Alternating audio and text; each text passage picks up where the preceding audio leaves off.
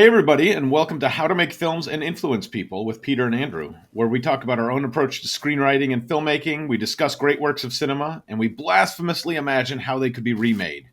This week, we'll be talking about Good Will Hunting and giving an update on our current screenplay project, answering a question from the audience, and talking a little bit about what else we've been watching. But first of all, I'm Peter, successful filmmaker, film professor, and screenwriter, and this is Andrew. Screenwriter, filmmaker, but not an ophthalmologist by choice. So this week we are making progress with our screenplay, moving forward. So quick update, not too much to update. We just keep moving forward. But we do have a question from a listener. And this is, let me see here. This is from Andy. Andy writing in asked, I've heard this saying, write what you know, but I don't feel like I have that many interesting experiences to write about. How do you reconcile that with writing interesting stories?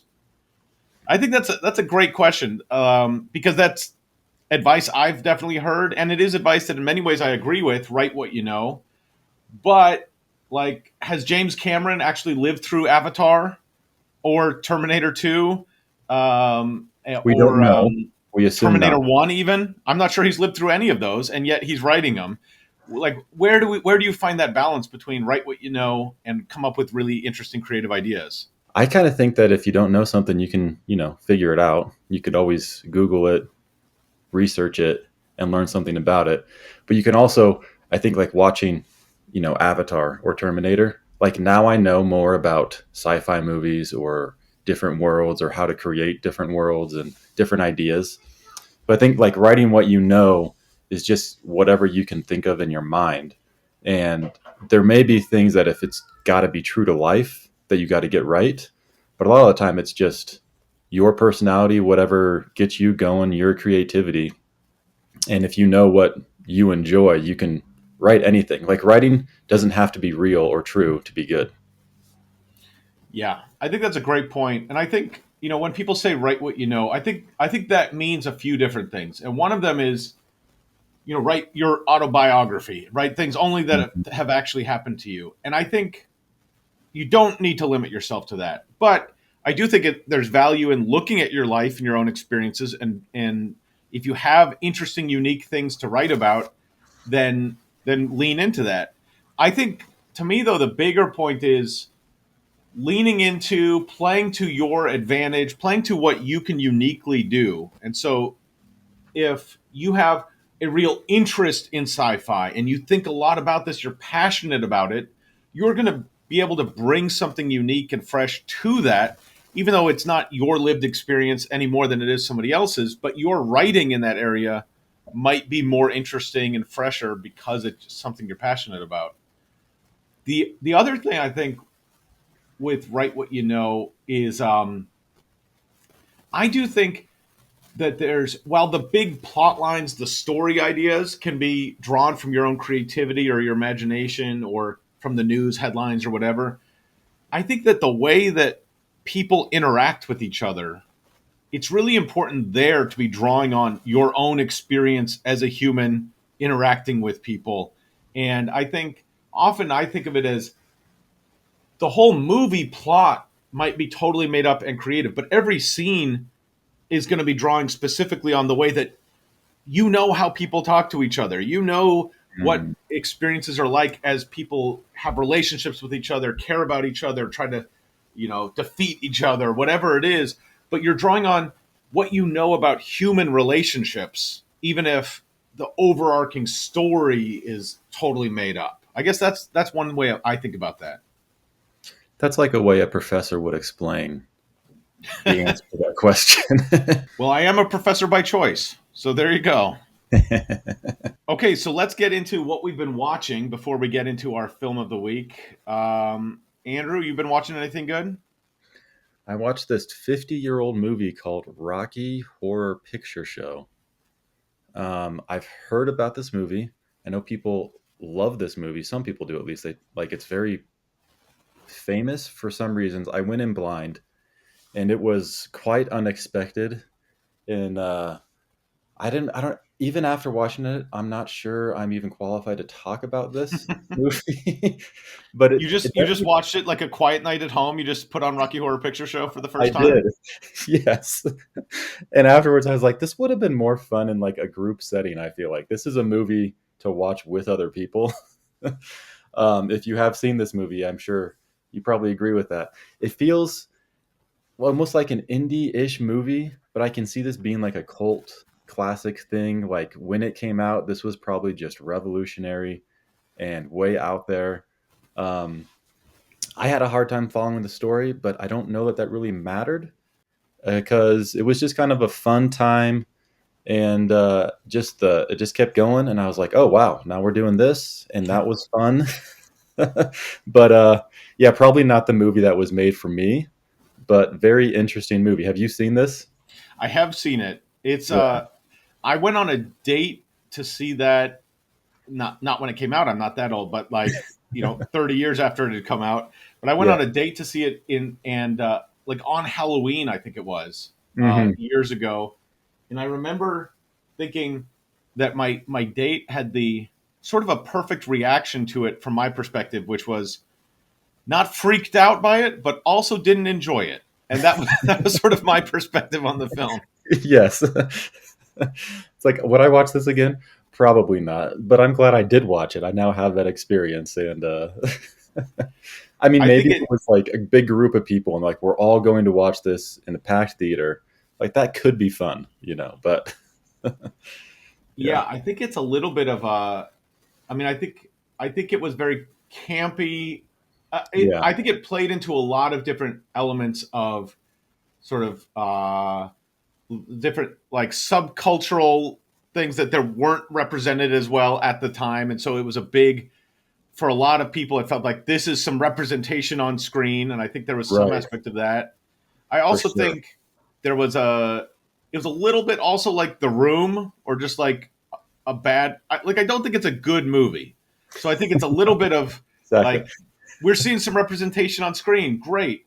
And also it's a kind of a bad movie, so we're having fun with it in that sense. Hmm. That's probably the way to do it. It's like we know it's bad and campy, but it's fun, and if you just get into it, you can have a good time with this. Yeah. But yeah, this came out in 1975. I was like, okay, 1975. That's 10 years after The Sound of Music came out, and these movies could not be more different. you know, like we went for in 10 years, you go from The Sound of Music to this, and you're like, oh wow, like culturally things have changed. This is a different world now. That's the that's an interesting comparison to even bring up. I'm not sure that I would Well, like they're think both of. musicals. They are both musicals. That's true. That's why I bring them up. And maybe they shouldn't be compared ever, but I like to do that. Now you've done it, and now that'll always be. It can't be undone, It's like the 1970s Sound of Music, but but just no. different in every way. There you go. All right, Rocky Horror Picture Show. An Yeah. unqualified recommendation from you. For everyone should see it all the time. Unqualified for sure. Yes. I watched a show, a TV show on. I think it's on Hulu, but I don't even know what's Disney and what's Hulu anymore. But called Chad Powers, I've heard of which this. it's with Glenn Yeah. Powell, and it was pretty fun. It's sort of a I think it's playing into Glenn Powell was in that movie Hitman, where he played a bunch of or he played one character, but that character took on a bunch of different personas. And Hmm. so I think he had a lot of fun with that. People identified in him an ability for that. And so he's a disgraced former college football player who wants a second chance. And so he walks on to a football team in dire need of a quarterback. But he has to disguise himself as as somebody else in order to be able to be on the team. And so then he needs to keep up that persona. And I think it reminded me a lot of Tootsie, which I really Oh, like. I like Tootsie a I like lot, that. Yeah, yeah. and I think and his like the character that he takes on seems like to be drawing specifically on sort of a Tootsie. I mean, he stays same gender, but there a lot of the affects reminded me a lot of Dustin Hoffman's Tootsie take. But I thought the show was pretty fun. It's not groundbreaking. You know, everyone needs to see it, but I thought it was pretty fun. A mixture of uh, just some, mistaken identity or trying to hide your identity with some football, with a little bit of romance, and then some, sort of like with Tootsie also, where if you develop a friendship with somebody while you're in a disguise, but then maybe you're interested in them when you're not in your disguise, how does that work out? So I thought it was pretty clever. I thought Glenn Powell did a really good job, and is clearly very talented in a wide range of sort of acting. So I thought that was fun. And it's yeah, I mean it's sort of it's not anything too special, but I think it's pretty fun. I'd give it a watch. Glenn Powell almost seems like he's too big of a star to be in a TV show. So this is kind of interesting, the idea of him doing something. It's not even on network TV. I mean, on Hulu, I feel like that's like the lowest level of, or not, maybe not the lowest, but like it's not like an HBO show. It's not I Apple mean, it TV. could be Tubi. It's not Tubi, It's not but creepy. It is a level up. Yeah, when I heard about this coming out, because I think it's based on Eli Manning did a bunch of like YouTube videos where he dresses up yep. as a pretend player, and then I guess it's a take on that, and they're like, okay, this will work. I don't know how they got Chad or Glenn Powell to do this. It It's must have not been, clear to me how big a star he is or what even yeah. being a big star means anymore. But I he mean, maybe seems this very is interested yeah. in having fun and playing fun roles. And he did that in, like you said, Hitman. He was such a fun character in that, and I feel like him, yeah, dressing up, doing different things, he could have a good time doing that. I bet it'd be worth a watch, just because I think he's actually I think he's like really good when he's doing fun stuff. Like he Yeah. could be more comedic than he typically is as like this big action hero. But I haven't seen his new movie. I think it's Running Running Man. Man, yeah, the remake of the Arnold Schwarzenegger Running Man, and I think directed by Edgar Wright. So that's an Sounds interesting great. combination. Yeah, and if like if Gunpowell's doing more comedic, fun stuff, I feel like that's right in his wheelhouse. From what I've seen so far.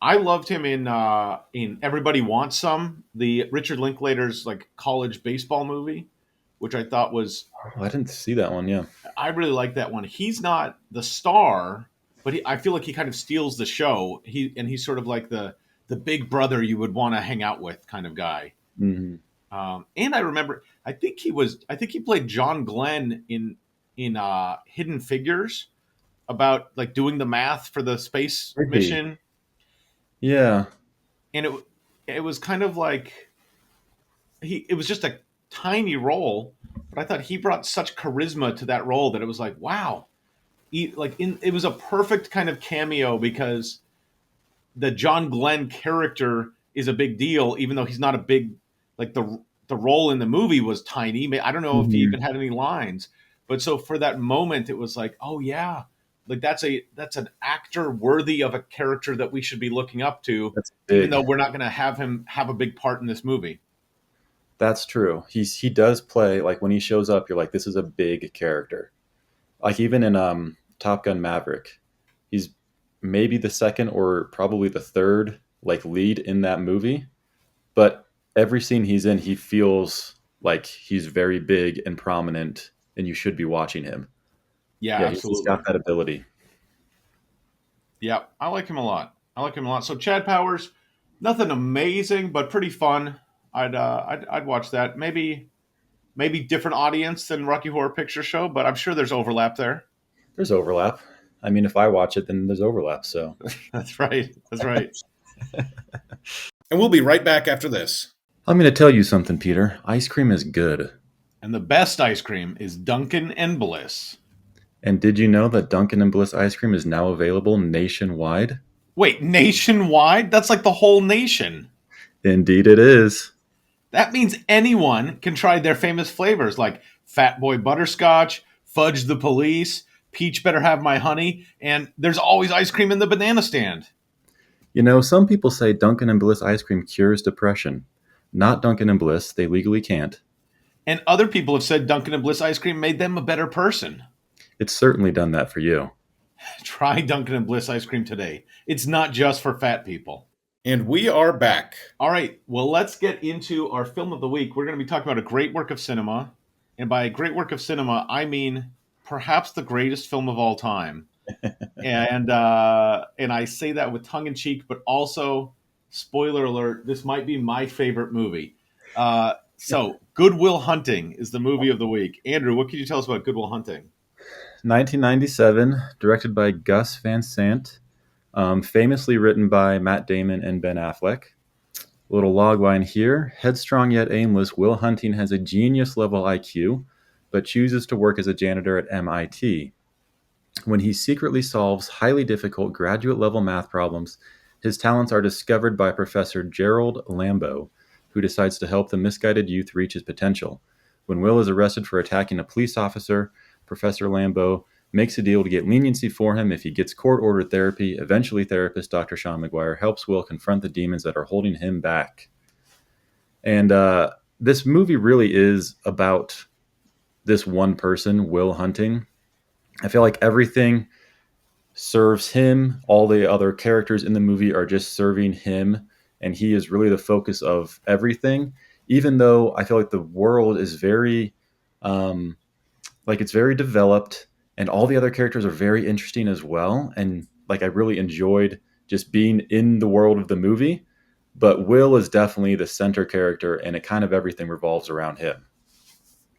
Yeah, he's pretty good. He's this Will Hunting guy. He's good, and I think that's true. But I do think like what stands out to me about this movie is how lived in it feels, and Right. so many of these little moments they just don't feel screenwritery to me. They feel realistic, and there's another level that is there are all these characters that feel like real characters with little quirks or little idiosyncrasies, and they're Mm-hmm. not important to the story, and yet the film goes out of its way to like give them a tiny little moment, and it just makes the whole thing feel more lived in, I want to say, or fuller or real. And I Yeah. would say, yeah, go ahead, what were you gonna say? I was going to say I was thinking about how the directing with this movie like plays into that. Like it does linger on just like people's reactions. Like nobody, you can have a character not say anything and just the shot be on him for just a moment, and it kind of gives you space to just feel who these characters are. So I feel like that was very intentional, to show that. I don't know how much of that is directing versus the screenwriting, but it came out it was very well done, in this movie. Yeah, I think it's really interesting when you read a little about the history of the development of the project. And there's a whole play about the making of Good Will Hunting, or about the writing of Good Will Hunting, Oh, really? that was written by Mindy Kaling when she was in college, and it Oh, launched wow. her career. This fictional play she wrote about Matt Damon and Ben Affleck launching their career by writing Good Will Hunting. Her play Launched her. about that launched her career, and that's crazy. But it's and in her play, I think it's called Matt and Ben. It's basically this screenplay appears in their apartment, and then like they're working on some kind of screenplay. This screenplay appears in their apartment, and now they have this sort of magical screenplay in their hands, which I think part of a lot of the press of this. They won the Academy Award for Best Original Screenplay, and there was a Mhm. lot of excitement about the idea that these two boys from Boston, young guys, made this movie, They weren't and famous, they weren't right? This was famous. They before were they were in really movies, and I think that's an important distinction, that they didn't really come out of nowhere. They had been in movies and TV shows. Matt Damon had just been in, well, when it came out. I mean, so their careers were in development for a while, and the film was in Mhm. development for a while. But he had just been in The Rainmaker, which was a big like Oh, John yeah. Grisham novel turned into a movie back when that was a huge deal. And I think he was in Courage Under Fire, and he was in the Geronimo movie, which was anyway. He'd been in some stuff. Ben Affleck had been in some stuff, so they were not. nobodies, but they were not A, they were not really famous, B, they were young, and C, they were not known as screenwriters. And so the idea of them Right. coming in, having written this script themselves, not just acting in it, I think that blew people away. And Have they written a script before or since this together that's been made? I don't think they had written something before, and I don't think they've written something together since then. I mean, they've Seems produced like a things together strange since this, one-off. but I'm not sure either of them has written anything since. Yeah. That seems like if you win an Academy Award for writing together, you would keep writing together. Yeah. But I guess they had other interests, you know. I mean, Ben Affleck has directed a lot, and often with directing, you end up doing a lot of writing, and Mhm.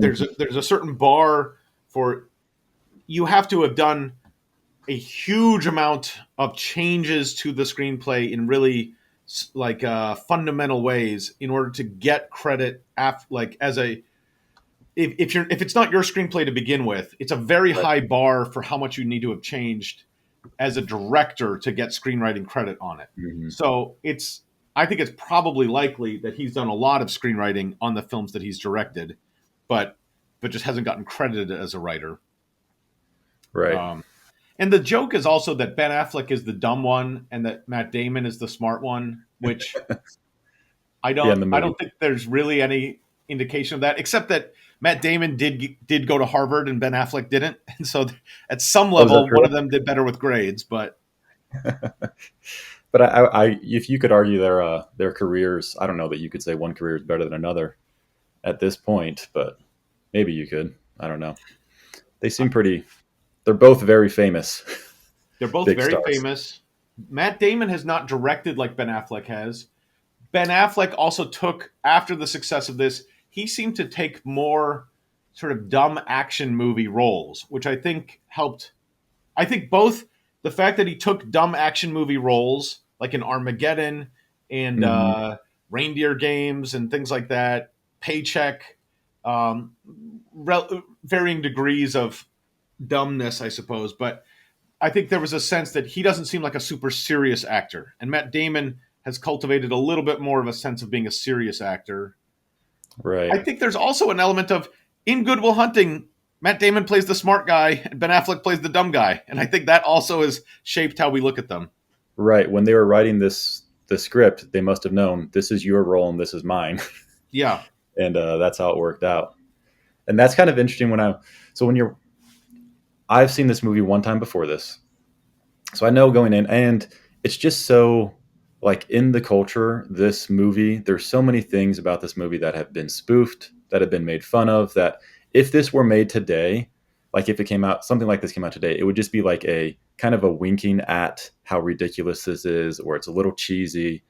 And like when you start watching this movie, you get like the "How do you like them apples?" line, and you're like, is that we're really going with this? Because it just you feel like at first in the movie you're like, are they serious or is this like are they playing this up? And then you get to this scene when, for me, Robin Williams sits down with Matt Damon and they're staring at the lake and he kind of lays into him and like gives it back to him. And then I don't know, for me it like clicked. It was like, oh, like they're all in on this and these characters. And even though everybody's kind of pretentious, everybody's kind of a jerk, that's just who they are. And this is like a real world with real people. And they're very sincere in that. Like the whole movie, like I think it works so well because they're sincere in that they never waver from this is just who they are, take it or leave it. And we're not going to like apologize or work around or try to make this less than what it is. We'll throw all the cheesy lines in there and they're going to work because they're said sincerely, because everything is acted as genuine. And I think that goes a long way in a movie that like there's so many things that could be like they in other hands it wouldn't land, but it lands in this because of the just genuine authenticity of the people acting in it, and I think the writing. I think that's a big reason why this works so well. yeah. I think I think in many ways this is a personal favorite of mine. I'm from the Boston area, similar to Ben Affleck and Matt Damon. not from the actual like part of Boston depicted in the movie. Like they're from Cambridge, which is okay. I'm from another town that's uh, like very much just a residential town. Cambridge has some diversity, and I'm not sure exactly where they're from in Cambridge, but they're depicting Mhm. themselves as being in Southie, which is real working class, gritty Boston, Yeah. and that's not really their lived experience. But that gives me also, if they can feel an attachment to that, then I can too. And so I really connect with that in the sort of Boston sense. Um, Right. but I I think that this film. I also went through a period of my life when I was in high school when I watched this movie like 3 times a day. Uh, I don't. I mean, It just hit you. that's Yeah. just like I just have it on loop. Um, but I would say I don't think that this, as much as it is a personal favorite, I don't think it can rise to the level of some of the films that I think are the best films, which I would Hmm. say The Godfather, Parasite. I think that we've talked about. Is a. I think it's telling a bigger story in Parasite. I think with Good Will Hunting, it's a small story, Right. and the actual story that it's telling is not that unique, and it's a little shticky. It's a little like Hmm. gimmicky. The actual story that they're telling. So the actual plot of the movie isn't groundbreaking. The actual sort of premise of the movie is a little bit gimmicky, and I don't think that's saying a huge statement about society or asking huge questions about society. And so in that sense, I don't think it rises to that level of film. But every element of this, in my mind, with maybe a couple exceptions, but almost every element of this is better than it needs to be, and that is what I Right. love about it so much. That Hmm. at every point, the the lines are a little funnier. They're a little there's more detail. There's more personality, and there just are little moments that I think are so much richer than you needed for telling this story. Oh yeah. You could have. That's what. Like you going back to like if you were to remake this, if somebody else did this, it just wouldn't be a good movie. I think it'd be so easy for this to fall flat. But just everybody is so elevated and into this that it actually is really amazing. By the time you get to the "it's not your fault" scene, like you just feel it. You're so into it. But if you take that scene out of context and you just look at it and you're like, no, this is never going to work. But it all works because of everything they built, because the whole time they're just into it and they never really waver from being committed to this bit. I guess if you want to call it a bit, but like it's kind of gimmicky in a way, but they're just so committed that I think it so easily could have gone astray and it didn't. And it stands like it's really, really good in Yeah. how they pulled that off.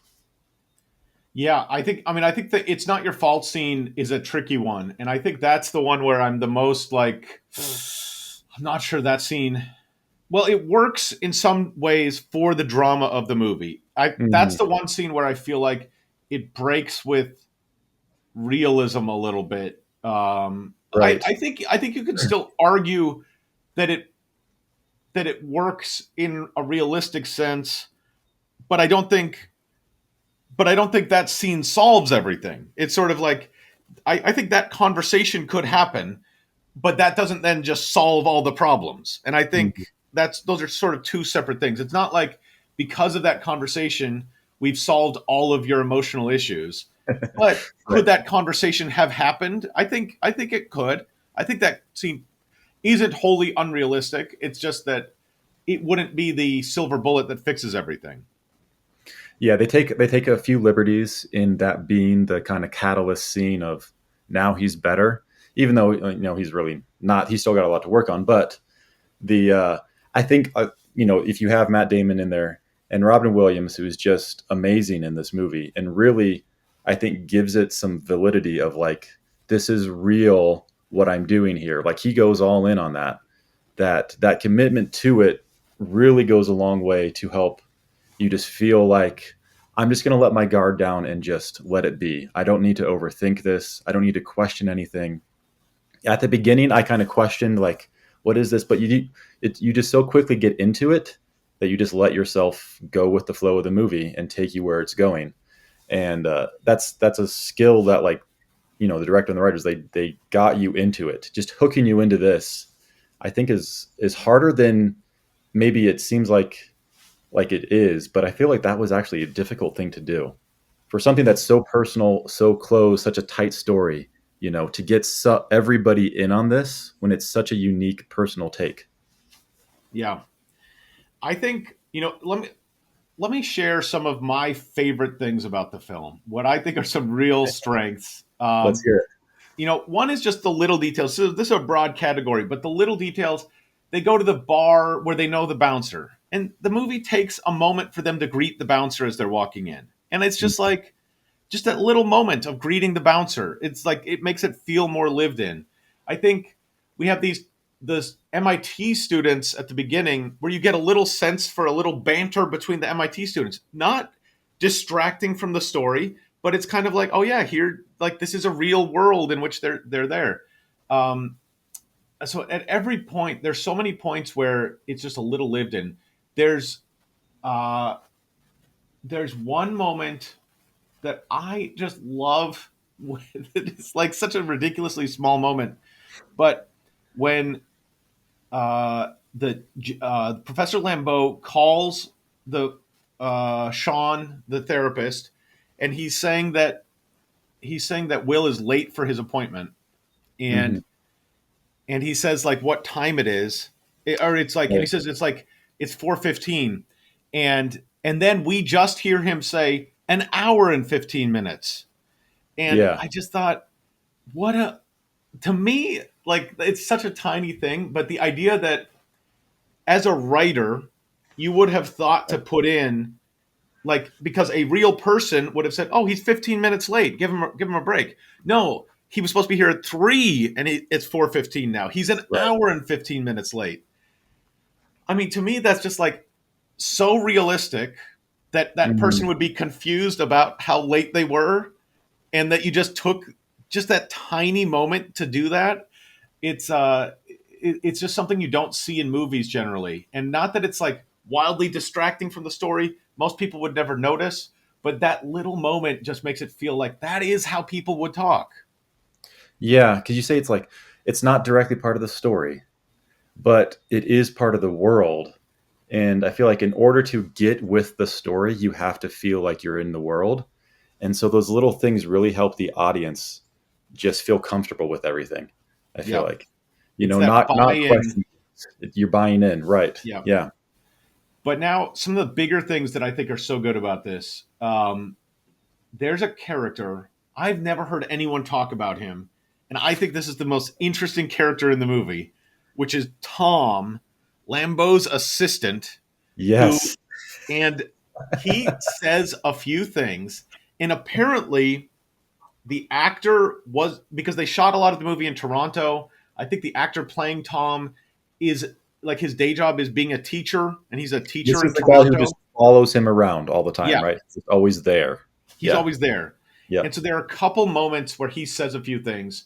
And anyway, there's at the beginning, like Professor Lambeau has this whole audience of students, rapt attention, and then he says, "And I'm sure Tom will be able to answer any of your questions." And the professor leaves, and all the enthusiasm of the room leaves, but Hmm. Tom is still there, and you Yeah. just see that, like Tom in that role, and you see Tom. He then has a conversation. He talks when they're looking for Will, the janitor who was writing on the board. Hmm. They go to like the janitorial office, and Tom is like, "This is Professor Lambeau," and Yeah. the janitors haven't heard of him, and there's just that connection there. But the thing that really gets me though, when he's there in the background as Lambeau is working with Will. Tom is clearly some kind of grad student, some kind of really talented math guy who's in this Hmm. position, but who is not as good as Will. And he Yeah. clearly worships Lambeau, but is not as good as Will. And he is stuck in the room watching Will interact with Lambeau. And I think the director, Gus Van Sant, like we see it would be easy just to forget about Tom, but he's there in the shot. Like you actually see him still in the room when Will is doing math with Lambeau, and there are a couple moments.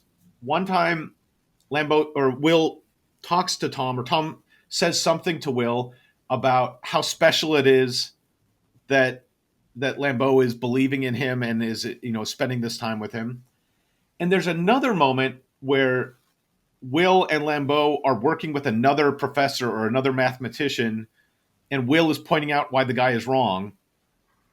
And Lambeau agrees with Will, and it's clear that the guy is wrong. And Tom comes in to console him, and is like, "You're very smart. Like, it's okay. Just sometimes people are better." I'm like, that's Tom. Like, that's his life that he's seeing. Like, he's sharing that right then. And I just think, what a fascinating character that would exist in life. That person, there would be a person in that position who would be going through that. And the movie doesn't make a big point of it, but he is there. He does say a few things. He is there in the background. And so it just gives this richness to that Well, experience that I think is so interesting. it that character, I was wondering, like, they almost set up that this character should have a story, like within the movie. He doesn't, like, he doesn't really, he's kind of the same character, but you could almost see like this character having some sort of arc or being like more or less involved. It just feels like he has a backstory. He has a history. Like, they know who he is and he's a real person. And that if you wanted the movie to focus more on him, you could. Like, there's a lot there. And it almost feels like it's going to lead to something more with him. Because in the back of my mind, I was like, is he going to come back again? I was like, is this guy involved? I don't remember him, being involved in all of this. But yeah, he's just such a detailed character that it feels real. And you could go a long way with that if you wanted to. But that's just another, great thing about this movie. These types of characters just exist. They're just there. Yep. And I think the interactions with Will's friends, I think, are very realistic. Or I mean, they're realistic plus they're fun.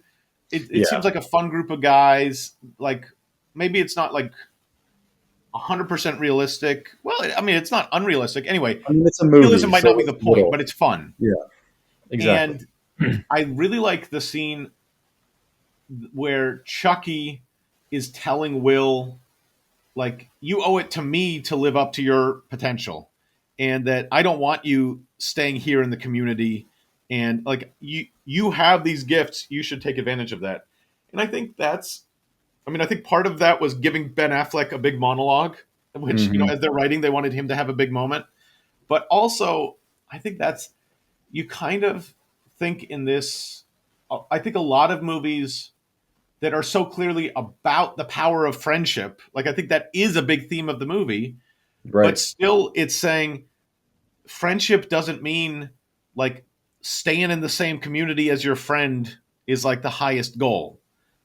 And I think Right. that's an interesting point that I think a lot of lesser stories would have just been like, we're somehow going to make it work to be friends forever and stay in the same place. Right. Because that scene, taken out of context, if you just watch that scene, you're like, this doesn't work. But with everything around it, it just is the perfect like ending to that situation where it's not the usual take of how you would solve this issue.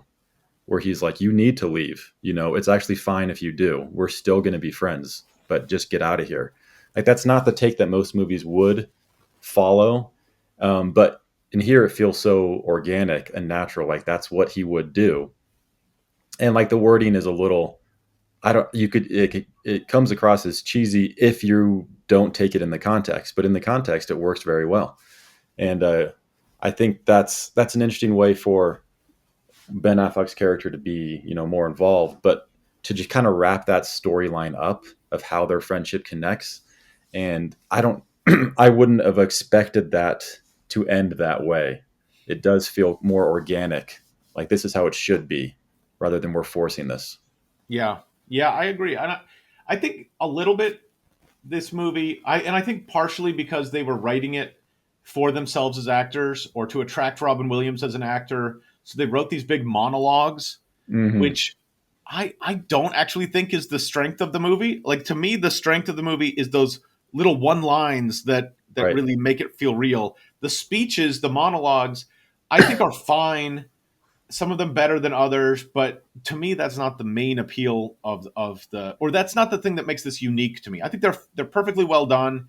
Maybe cheesy, maybe not, but to me, like that's not actually the unique strength of the movie. That's not what the movie. It's almost like those things work because of the strength of the movie.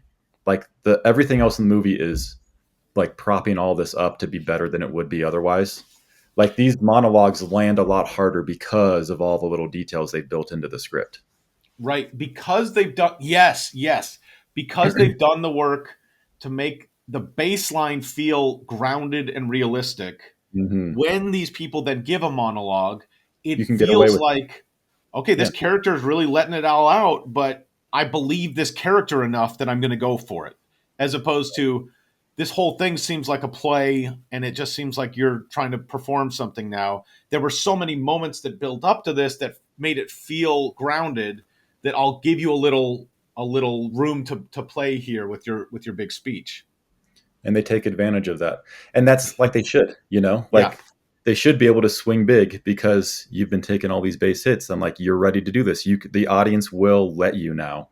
And, Yep. uh, and that balance is fun. Like that's kind of what makes this movie so fun and so good is you can balance these two extremes. It almost feels like, whereas if you had just had one or just the other, the movie doesn't work at all, but they balance together so well. I also, another thing that I really like about this, the idea of Lambeau and Will, and I know that they were influenced by the film Amadeus, and the idea of like Oh, Salieri is this great composer, but he's not nearly as scale. good as Mozart, and he recognizes that he's not as good as Mozart. And there's a Hmm. line that Lambeau says that is like, there are only a few people in the world who could tell the difference between you and me, but unfortunately, I'm one of them. And I think that's just such an interesting idea of like, to almost everyone in the world, we would both be in the category of math genius. But I'm Hmm. enough of a math genius to know that you are a much higher level of math genius. Right. That Lambo character was kind of a forgotten character because everybody else is just so dynamic and really they have this on-screen presence. But he's really the only way the audience knows why Will is good at anything is because of this guy. Like he makes it very clear Will is very special because watching as an audience, you just see him as a human being. And you're like, this kid does not have his life together. He comes across as like a pretentious jerk, and he's got like some quirks that make him lovable and fun. And by the end, you really root for him. But if you didn't know any better without the Lambo character explaining just how talented he is, it's hard to believe as an audience that he actually is that talented.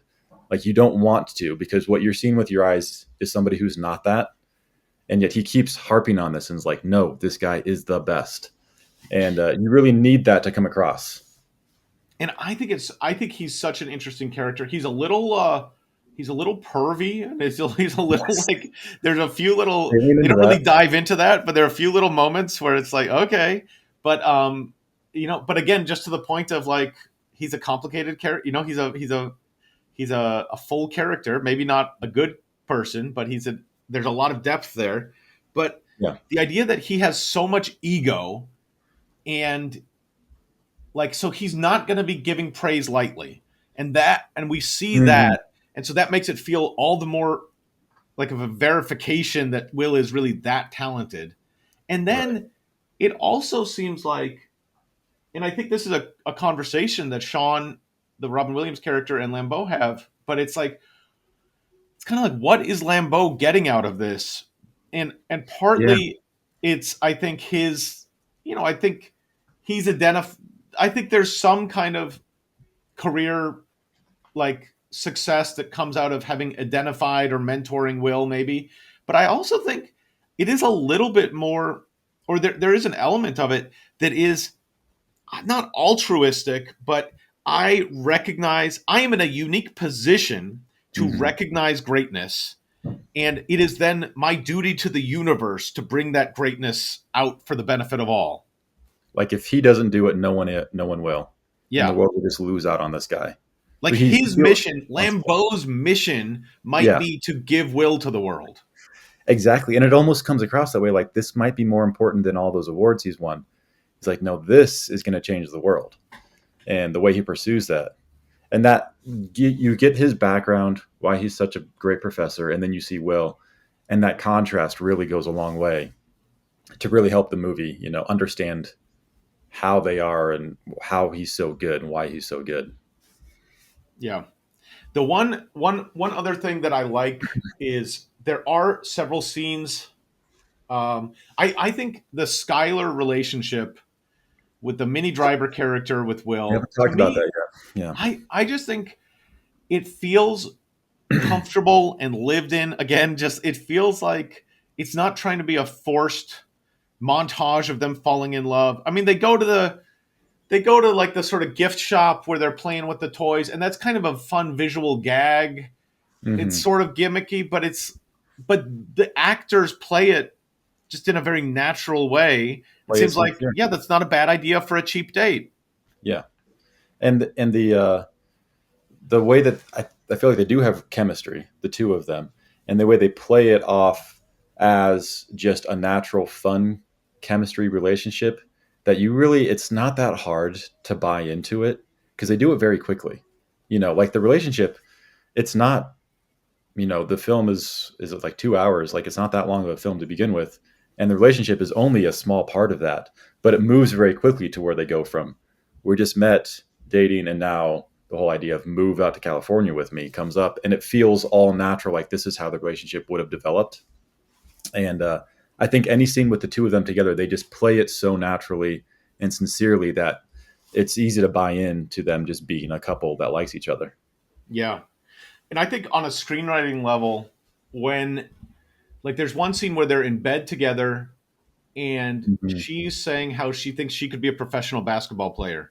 Yes. And I just think that is such great writing because you just see it's not I sure love you. This is so special. You're amazing. It suggests the level of comfort that they have with each other. They've And I moved think past that suggests where the that. Mhm. relationship is in a way that most writers would feel like I need to tell you where the relationship is. They're showing. That's a good point because they wouldn't talk about that if they weren't really comfortable with each other and had moved past the initial stages of the relationship. That's something you only talk about once you're really comfortable with each other. And that's a good way to show it. And then there's this big break their breakup scene when she's it's an interesting scene and I think it's a really it goes through this dynamic of like her wanting him to move to California with her and him sort of rejecting her, but there's this part of it also that is she says early in the scene, well, if it's because you just don't love me, then that's fine. And Yeah. he's like, no, of course I love you. And then as they build in the scene and he's getting angrier, like she says, I want you to tell me that you don't love me. And he says, I don't love you. And I mean, I think you could also say that the scene is like cheesy or overwritten. That like Mhm. it could verge on that, but I think it works in the story, and I think that what is true to real life. I mean, I think the biggest problem with some of these big scenes in the movie is that it's all happening in one scene. Um, Yeah. but I do think breakups might happen in one scene. I think Mhm. the psychological breakthrough might not happen all in one scene, but I think people all the time could be in a relationship and the conversation starts one way and things take a turn and now you're broken up. I think that can happen. And Well, and it's the there's always one scene that's the tipping point scene. It's like what you said about the scene where they're in bed together. It's like we're not showing the scenes that happened before this scene. We're showing right. this one.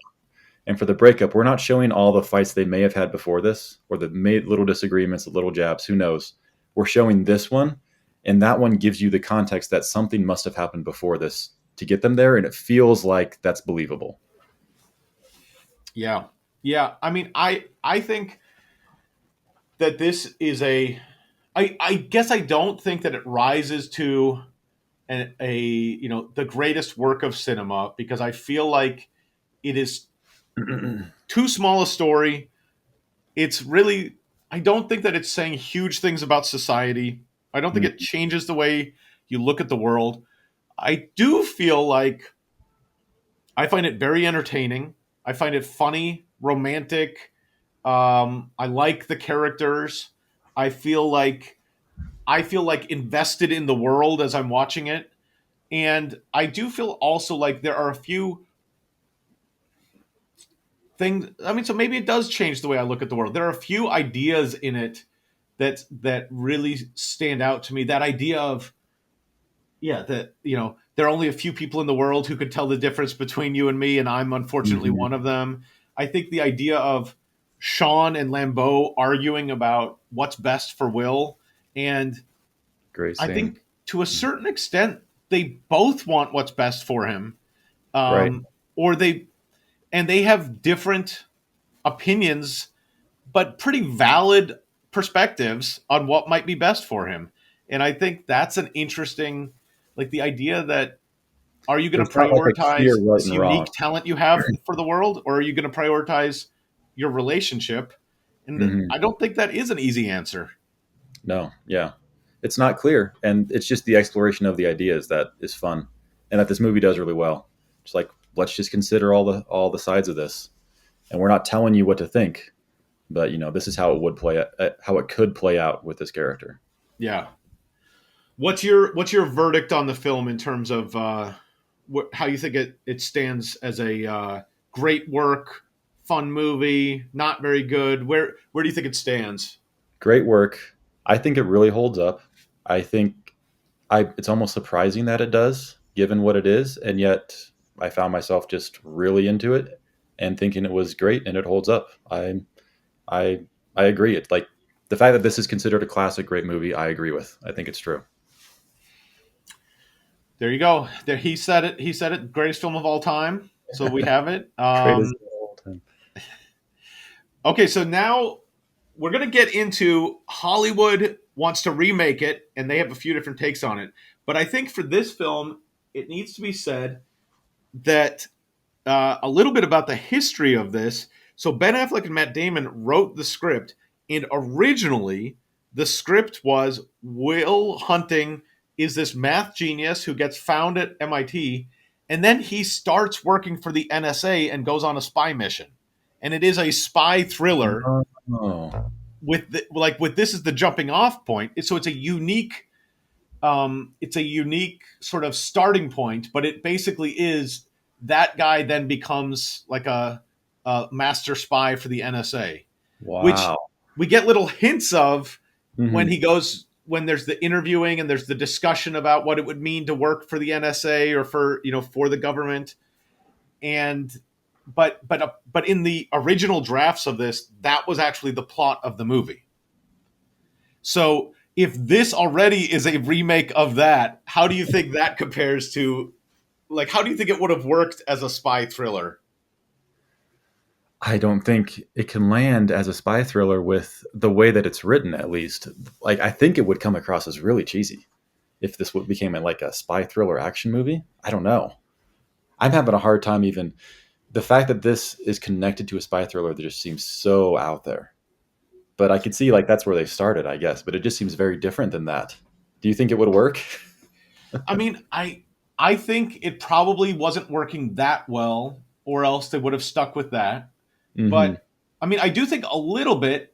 It's hard not to think of the Bourne Identity movies, like the Bourne movies, where it's a guy who looks a lot like Will Hunting, who's very smart, and You can and fight.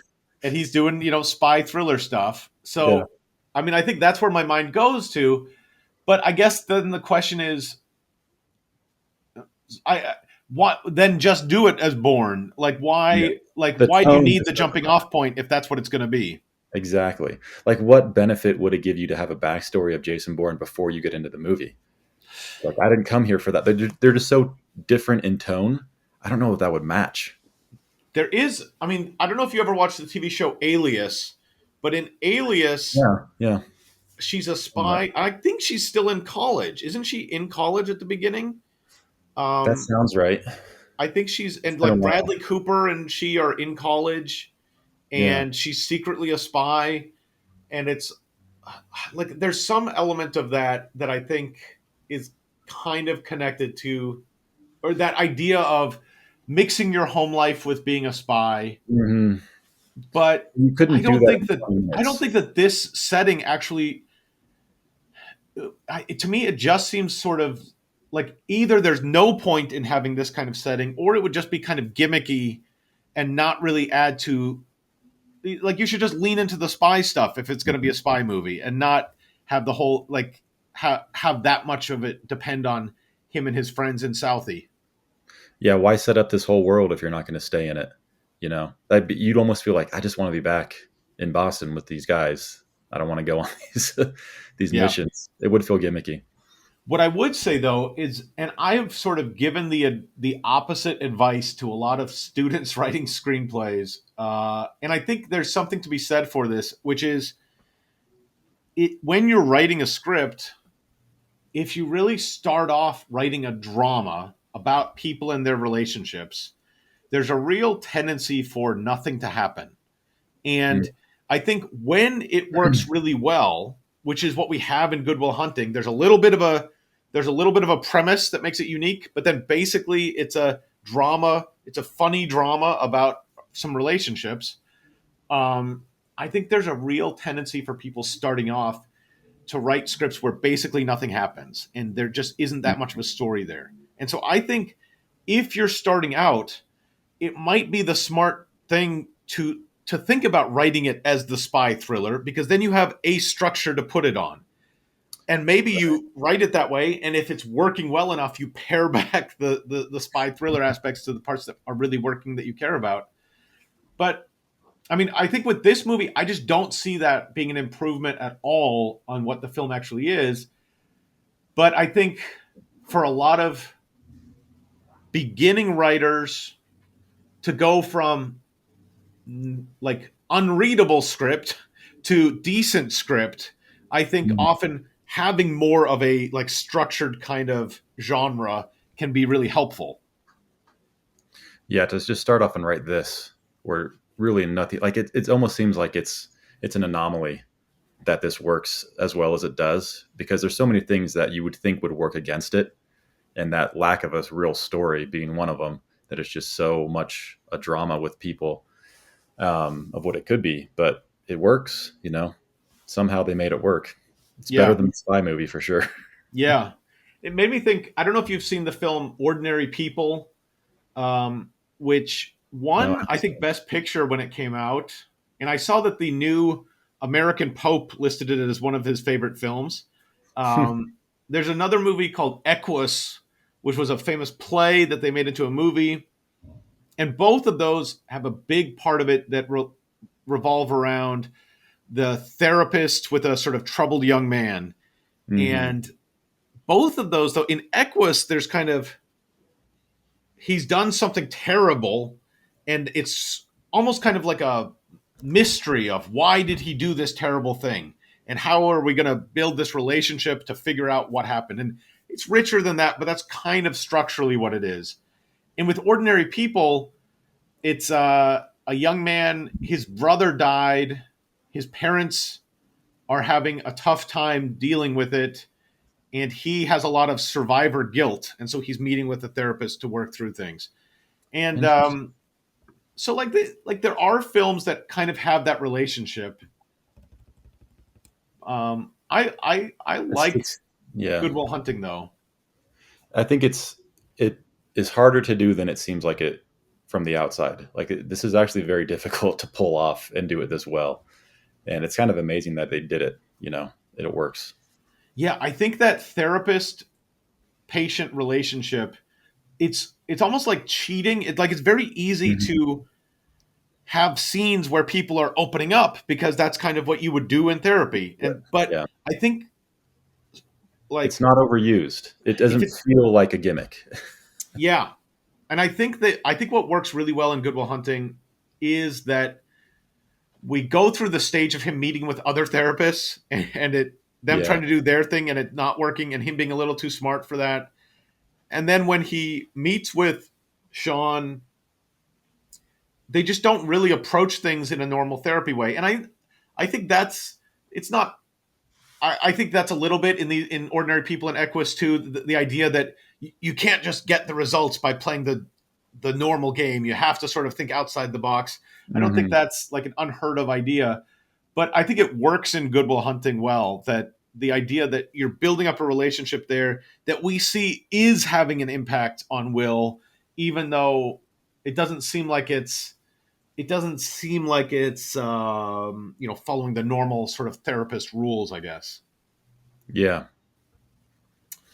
Um, okay, but so now if we, with all that said about Good Will Hunting compared to movies of the past, compared to it original iteration of the script, if we were to recreate it as a family film, let's start with that. What would you do? Probably just as much swearing. That's the I was like, this could almost be a family film if you just took out the swearing, because the drama of it. I mean, I feel like you could do a Disney style drama with a young kid, maybe make the kid a little younger, and maybe he's still in foster care, and he goes and sees a therapist, and he's really talented at something. I feel like this is an easy movie to do in like a Disney kid way, and you would just tone down on the swearing and like just how crazy the side characters are.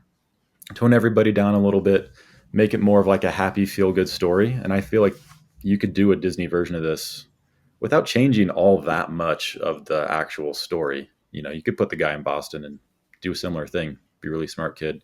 Almost, I was thinking of like Searching for Bobby Fischer, where he's really good at chess. Like that Mm-hmm. style of like, this is a gifted kid, but there's other issues going on in his life. Yeah. I mean, one thing that I think I would do with it as a family film, I think I would play up. Yeah, I'd make the characters younger. I'd probably play up like the friends, like have that, not have the romantic relationship, but play up like the Mhm. the friends as the main sort of That'd be good. relationships around him. And then I think I don't even know. I probably would not mention parents. Like not, I think it's a little dark to have him, come from an abusive household and have no Yeah, you relationship want to with show any that. parents anymore. And I think I would just like leave that unspoken. Like we're just seeing the part of his life where his parents aren't, but Hmm. you can assume or not that he has parents at home. But I think that I would cut out the Sean character and have the teacher be a like the Everything. teacher like be a more Mhm. positive influence. I think the idea that like your the teacher is gonna like the idea that like two adults have warring ideas of what's right for you, I think is a tricky idea for a kid. And I think the idea that like Yeah. you could have an adult who is mentoring you and like who believes in your potential, I think that could be like a powerful message. Uh, Especially like if Will doesn't think much of himself, he's got his friends, but he never has thought that he's good at school. And then this new teacher shows up at school and realizes, wait, Will has this special talent. I think Mhm. that's how I would shape it as a family film. I think Yeah. I probably make that teacher less pervy than in Lambeau, Good call. but I think that's where I would go with it. Yeah, and I feel like that could work. Yeah.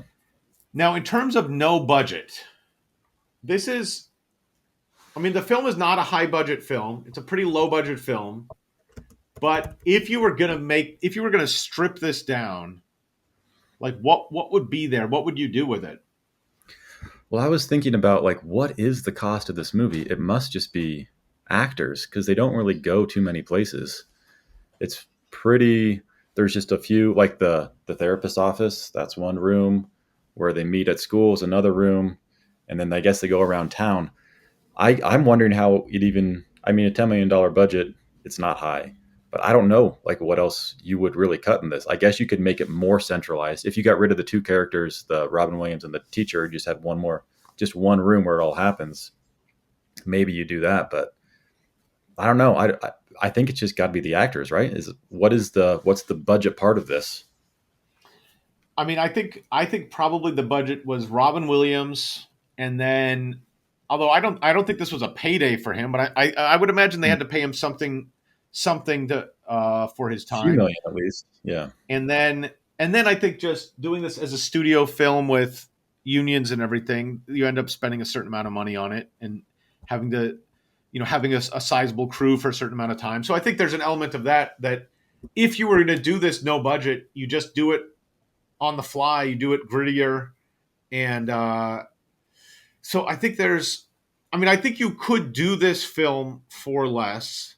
I also think, as good as I think the acting is in this, most of those people are not super professional actors. And so it's not, I mean, It's true. Robin Williams, of course, um, and But at Stellan the time, Skarsgård is like yeah. was a big deal. But a lot of these actors who I like in the film are not, like, would not have been expensive actors. And you probably could have found just good actors to do a few like, I don't think you needed to spend a ton of money on the actors. Hmm.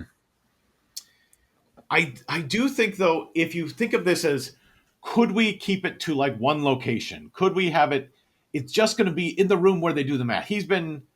Or it's going to, like, the room where they do the math, or in the therapist office. Is it going to Hmm. be that stripped down? I think I think part of the strength of this movie is that you have these different worlds, and so Yeah. I mean, you have I the don't know that it would work. friends, you have the therapist, and you have the math. So maybe you have three locations, Yeah.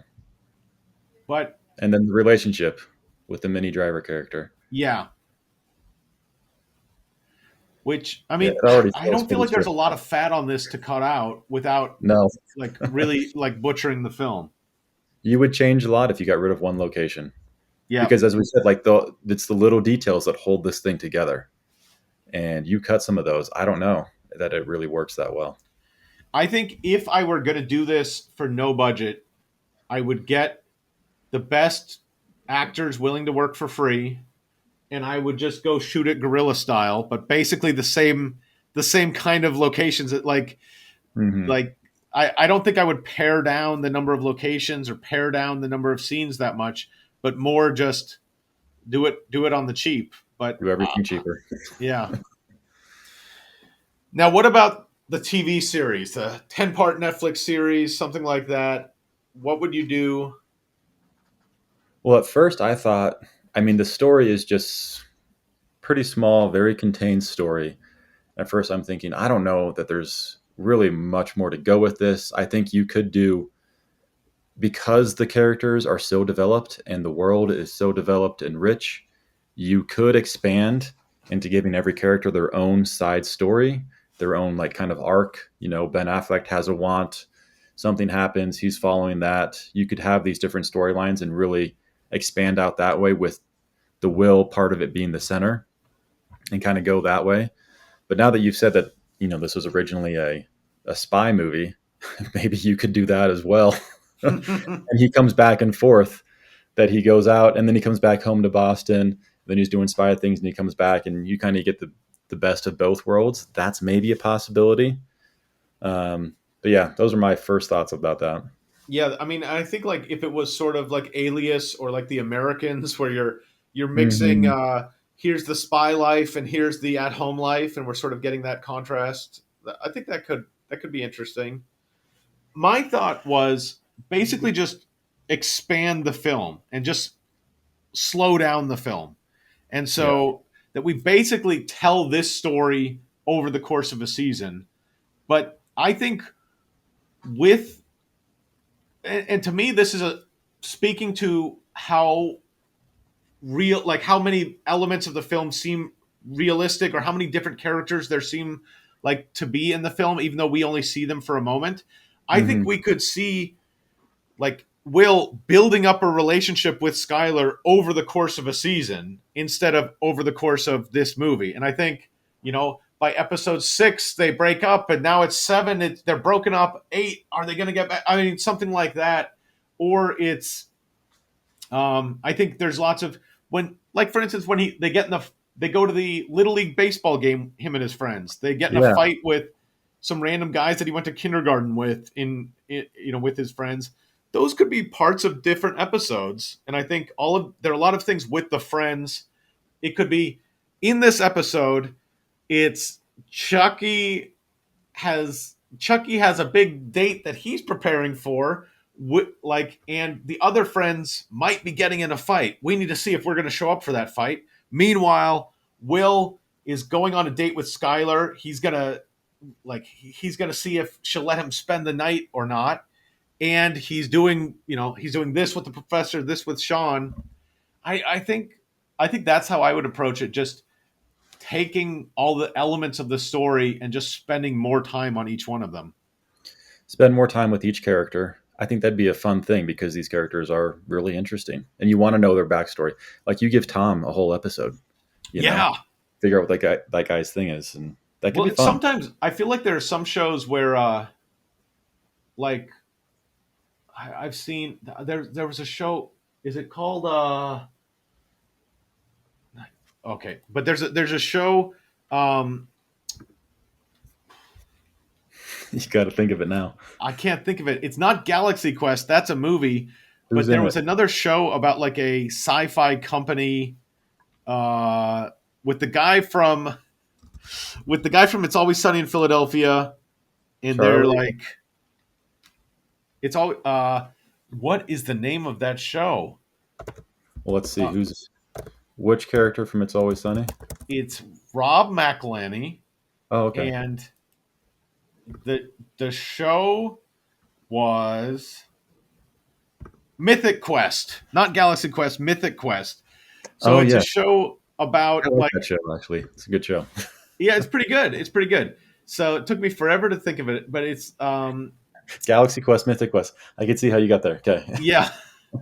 But I remember there's an episode of that where they just go back and follow like the story of there's an old guy played by F. Murray Abraham from Amadeus, but F. Murray Abraham who they go back and we have a whole episode seeing him 50 years ago. And there are other shows, like I think in Breaking Bad, there's a whole episode about Gale, the guy who works in the lab. And that could be a template for what you do with the Tom episode of this show. Yeah, you could definitely because there's a lot there that you could follow one character for an episode and then get back to it. I think it'd be kind of fun. Yeah, it took me a way too long to come up with what was really just a very tangential mention there, but we can cut out some of those pauses. There you go. So that would be my approach to this as a TV show, sort of expanding it. I think that could work. Would any of these be better than the film as it is? I don't think it'd be better than the film as it is.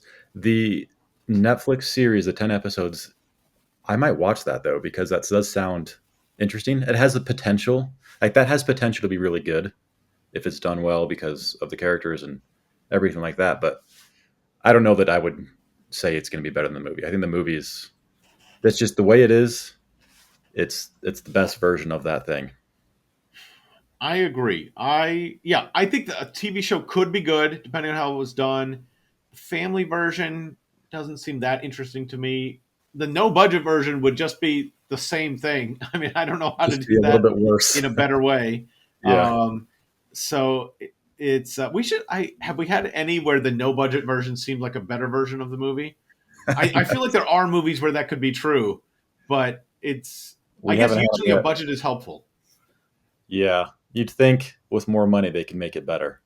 Not always the case. Not always the case. I mean, I think there's diminishing returns after a point, but no budget is tough. No budget is tough. If this had a budget of $500 million, would it be better? No, I don't think so. I don't think so. But so I think we've settled Good Will Hunting, greatest film of all time, can't be improved. And I think that's our final verdict. Yeah, we'll go with that. And there we have it. Thanks for joining us for this episode of How to Make Films and Influence People. Check us out at howtomakefilmspodcast.com, and we'll see you next time.